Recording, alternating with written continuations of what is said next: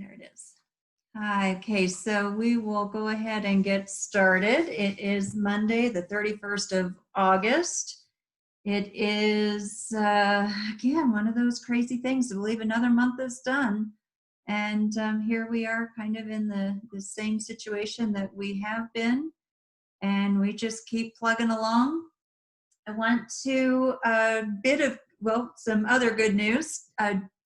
Jackie had just announced in the chat that she's grandmother for the third time.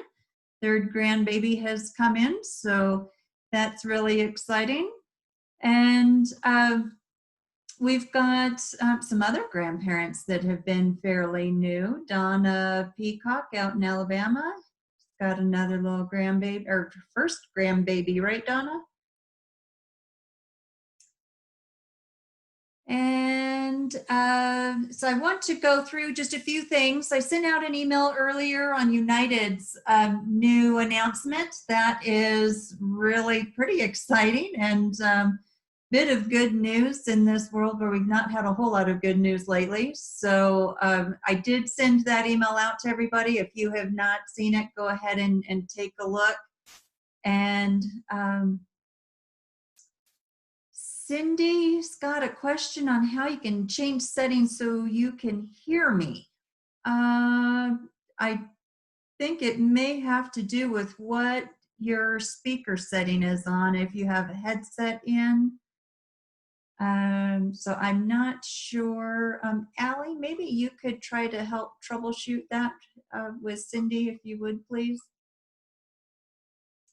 The United put out their announcement that they are doing away with the change fees, or most change fees in most markets. I think that this is going to be really good. Same day standby for free, and then even more flexibility with some of the premium cabins. So, and those with status. So I think that will be pretty exciting. Hopefully there will be some other airlines that follow suit, but that is some exciting news just right off the bat there today. Last week, there were several of us that were at the ASTA Global Convention. Some of the topics included some by Peter Labasso, who is their legal counsel.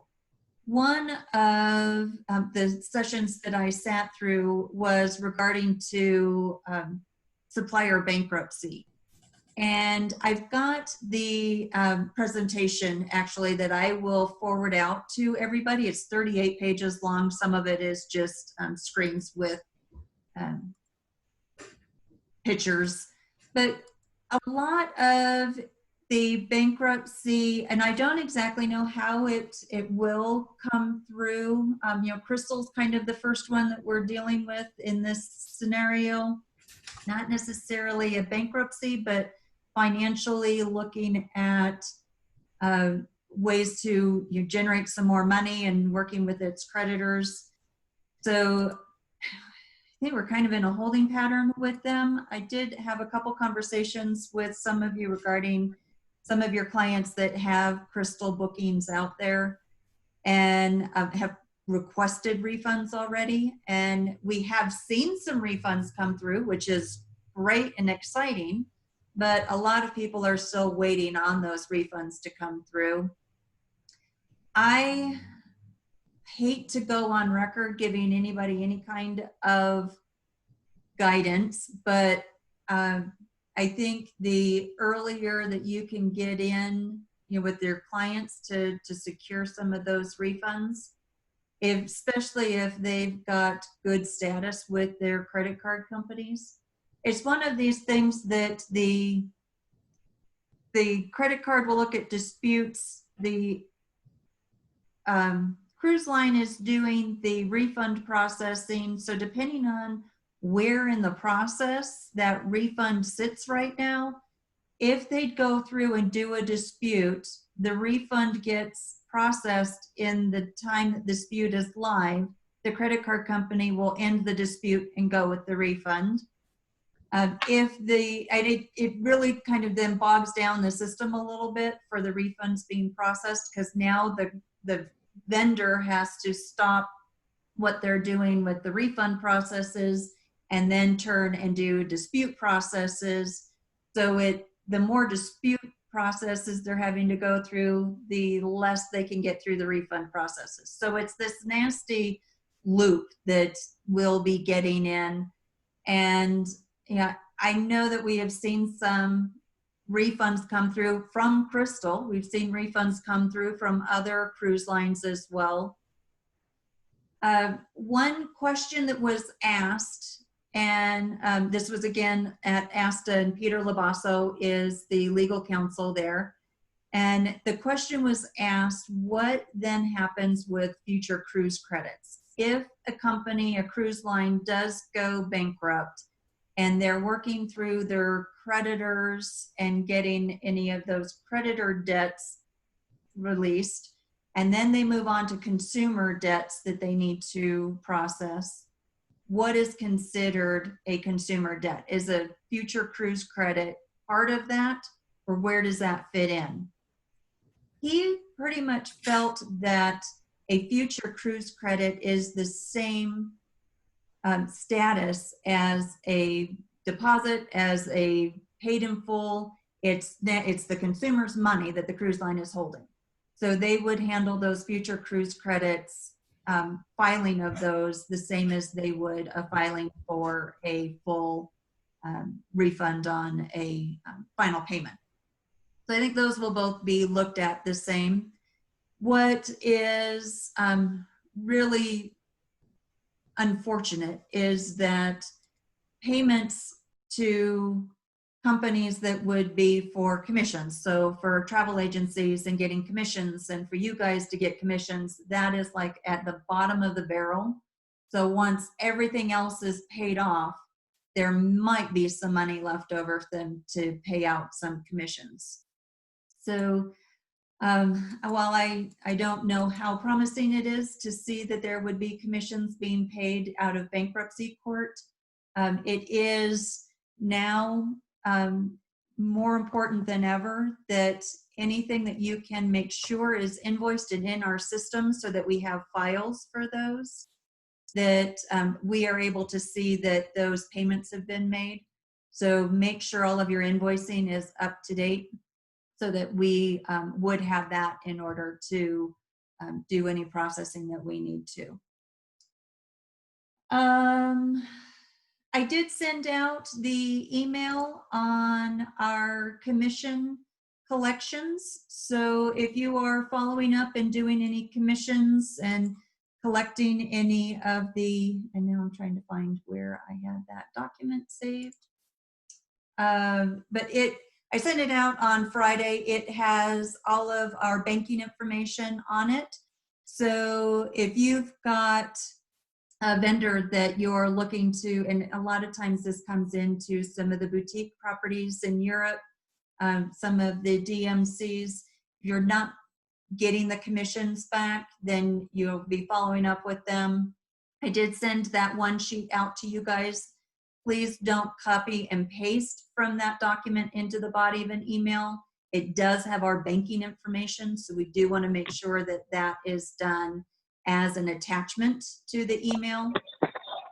We have just secured a new bank account with our bank, so that deposits from, or payments from vendors can go straight to our bank and be deposited.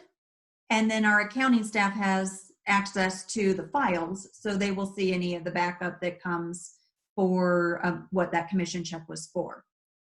So that new address is on that document as well. And we have included the payment houses that most hotel companies will pay through. So if you have any questions, or they say that they can pay commissions to one of these 3 or 4 different payment houses, then you can let them know which ones that we do participate in, and they can get the payments done through that. The this new bank account is really for ease and efficiencies for our accounting department. because the accounting staff is not all in one place, and the Salt Lake City office is where our bank is in Salt Lake, it does allow for our checks to then not have to be mailed from one location to another or forwarded from one location to another. Everything can just go straight to the bank, gets processed that much faster rather than going to our Salt Lake City office and then being processed or deposited. It might cut down a couple of days, but it is, any efficiency nowadays is a good efficiency. So as you get information or requests for information on banking, that is where we would like to have those commission payments done to. Now, the W-9 that we have is still the Salt Lake City physical address. So what I would ask, if you have anybody that is requesting a W-9, that you send that request over to me or to Meredith so that we can address with that vendor directly how our payments are set up. And if we need to supply them with a W-9 that has that bank address, we can do that. But typically they want a W-9 that has a physical address. So we'd like to work through that. We don't expect you to answer those questions with the vendors. So if you do have anybody requesting a W-9 for us, just let me know. We can get that forwarded on. We are also working on automation, and we're ready to roll this out for Apollo. It has already been rolled out for WorldSpan. It is automated schedule changes. And then we have a new automated queue sorting. So for those of you that are working in the GDS, WorldSpan, you've already had this rolled out to you. Our automation will take schedule changes that are minor, which we're considering less, and the airlines consider less than 30-minute flight difference to be a minor schedule change.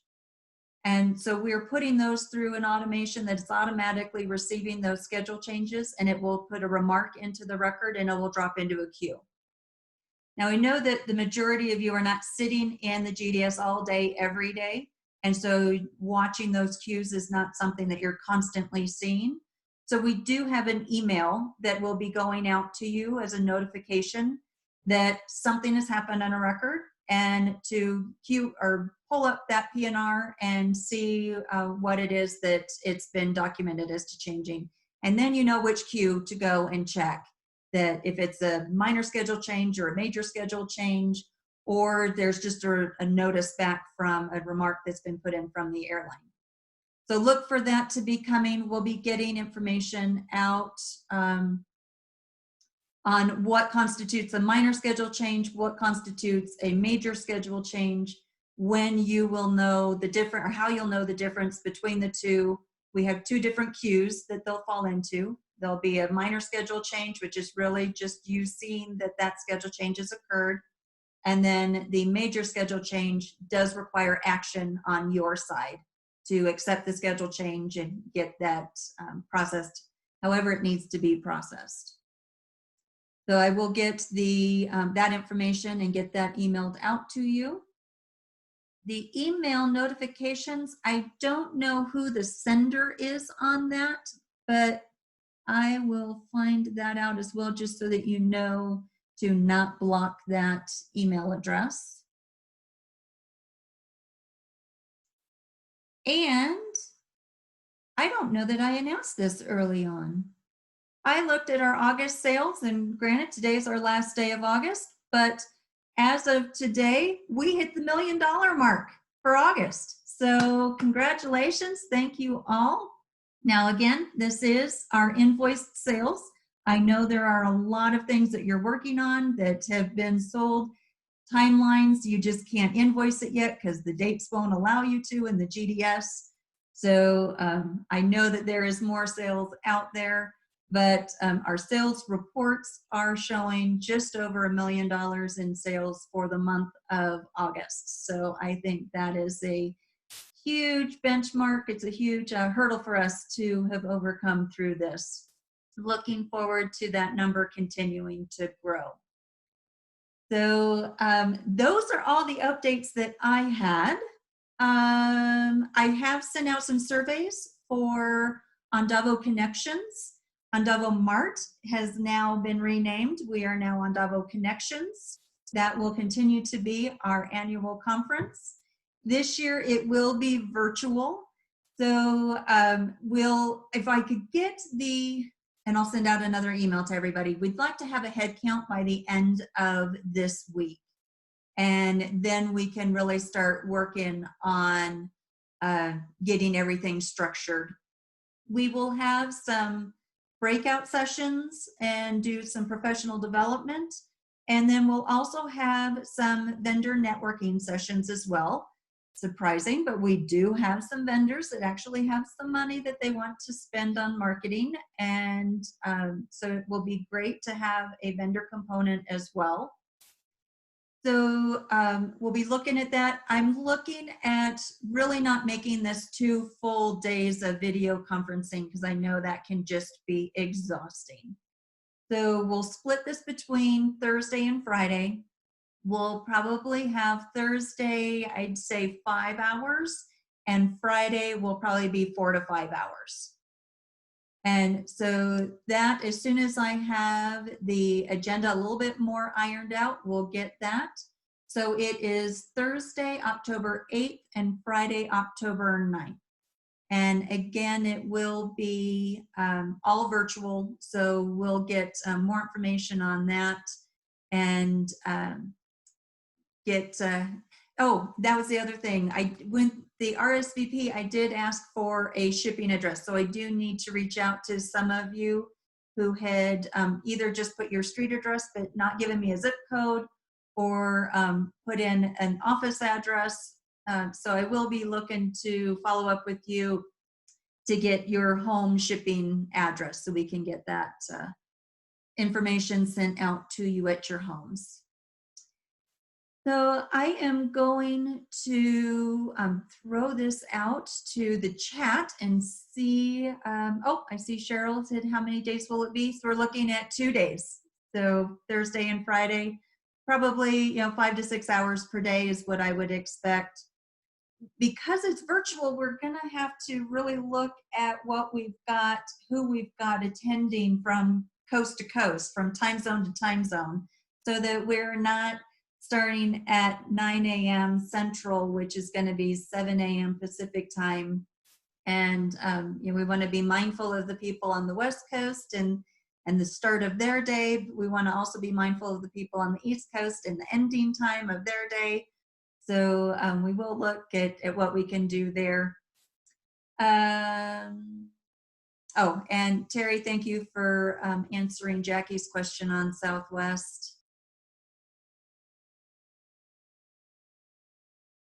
Looking through to see if we've got any other comments. So if you have not replied to either of the Andavo Connections surveys, there's 2 surveys that have gone out. One is the RSVP survey. So please let me know by the end of this week if you're planning to attend.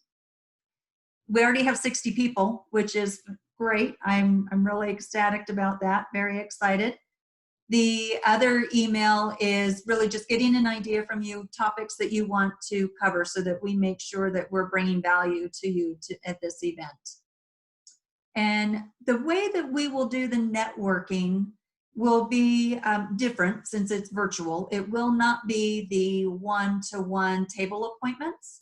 What we'll be doing is breaking groups in, or breaking the advisors into groups. So you'll be in a group of probably 6 to 8 people. And you'll have one vendor present to the group of you, and then the group will move to the next vendor. Those of you that have attended the Virtuoso Globetrotting and you've moved from vendor to vendor, be very similar to that, but in a virtual capacity.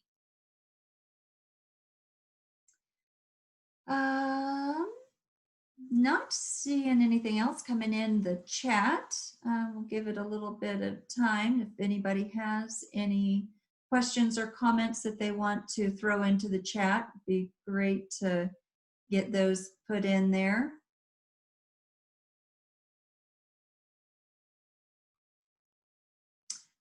And it is like got some major rain coming down outside my house. I think these are like quarter-size raindrops.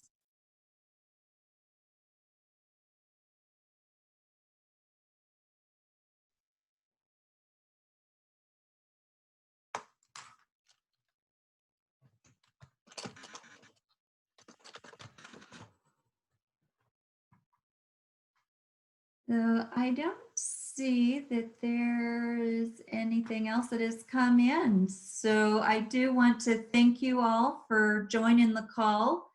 If there is anything in any of these calls that you do want to um, cover, just let me know and we could throw a topic in here. I do see Linda's question, an update on Teams. So we are, as an agency, we are moving off of Ring Central as our phone system and onto Microsoft Teams. And so like right now, we are on a Ring Central conference call. At the end of September, we will be moving away from Ring Central completely, and we will be using the Microsoft Teams platform for our phone calls, for our conference calls. And so those of you that do subscribe to our phone system, you will be up to your phone numbers being ported over. That's already being taken care of. I don't have a cutover date just yet. They are working through the identifying all the phone numbers, porting all of those phone numbers, getting everything buttoned up as to what needs to be moved over. And so as soon as I have a date, I'll let you know. I think it will be around the end of September is what we're targeting right now. But phone numbers will stay the same. I will have a new link to our Monday calls that I'll be sending out as we make the transition. And at that point, we will be on Microsoft Teams for this call. Your experience as a user will be very much the same as what you've had. It'll be a video conference. You'll be able to see multiple users and share a screen. So that will all stay the same. And then since we do record these, we have found that the best place for us to store our recordings is in our private YouTube channel. So we have the last two Monday webinars saved on that YouTube channel. If you have any difficulties in finding it or accessing it, let Allie know. She set it all up, and I'm sure she'll be able to. So I'm going to volunteer you, Allie. I'm sure she will be able to help you in navigating how to get to the Andavo Travel channel there. No problem. Just let me know. And I also added it to the newsletter, the last newsletter for last week too, the two most recent ones. Thank you, Allie. And so I think with that, I don't see anything else coming in the chats. For those of you that are on the phone system, I will have instructions for you that'll be sent out. But for those of you that are not on our phone system, it really is business as usual for all of you. Phone numbers will stay the same, emails stay the same. We just will keep everything within the Microsoft suite. So thank you all for joining. I appreciate it. Appreciate the comments that were added in. And just a reminder, go in and fill out your surveys if you have not done that already. And have a good week. Thanks, everybody.